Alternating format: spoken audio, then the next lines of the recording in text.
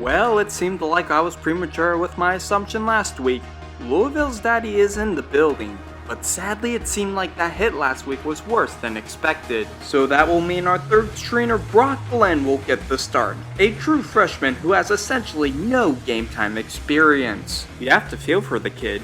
Getting your first start in the ACC Championship must be nerve-wracking. So how was our offense this game? Well, objectively speaking, it wasn't good. But what did you expect? Starting a new quarterback is gonna take some time. Here's the kicker though. Louisville's offense looks as lost as Florida State's is at this moment, and they have their starting quarterback. So does this mean we have a defensive masterclass of a game on our hands, or do we just have an offensive struggle?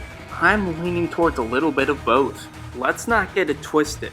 The Florida State defense is continuing to show why they just might be one of the best defenses in the nation. For the many watching this game, they are up in arms about the pain they are suffering from this game.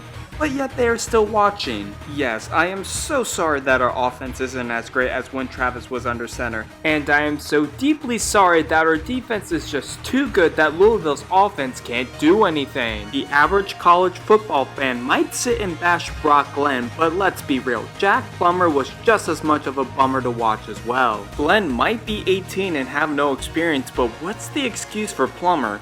He's 24 years old with all the experience in the world. So from the looks of things, it's that whoever scores a touchdown will be in the driver's seat.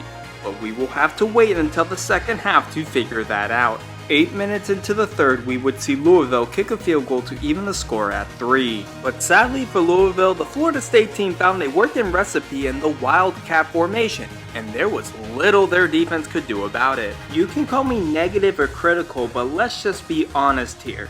The committee and any fan that's not a Florida State fan is preying on this team's downfall. The CFP committee is doing everything in their power to put Alabama and Texas in the playoffs, and an FSU loss will make things very easy for them. Sadly for the committee, FSU will score a touchdown to give them the lead. However, in a massive turn of events, Louisville pulls off a great special teams play and now have an opportunity to score some points.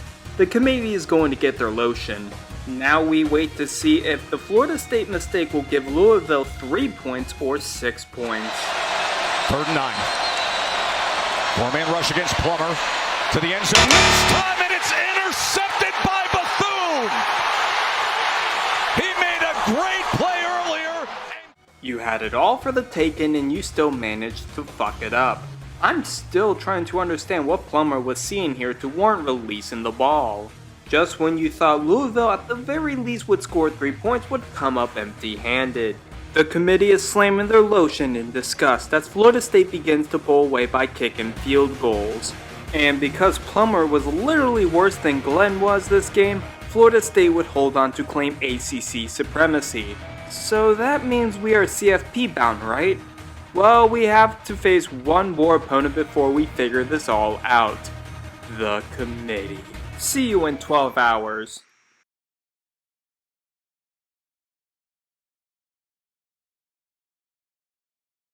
With FSU winning, the committee now has to make a decision on whether they want to leave undefeated FSU out, one-loss Alabama out, or one-loss Texas out.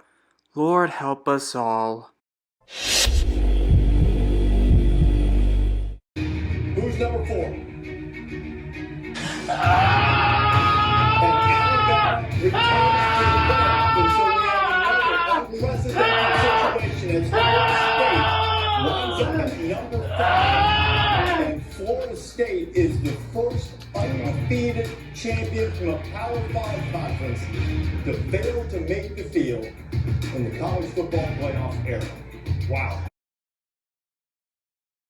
I'll admit I had to take an hour or two to fully understand what just happened, because never in a million years would I have thought that the committee would have the balls to leave an undefeated Power 5 team out of the playoffs. If the objective was to put the top 4 best teams in the CFP, then mission accomplished. But you will never, ever convince me that Florida State wasn't one of the 4 most deserving teams to make the playoffs. This team beat ranked teams. They won their conference championship. They have one of the best defenses in the nation.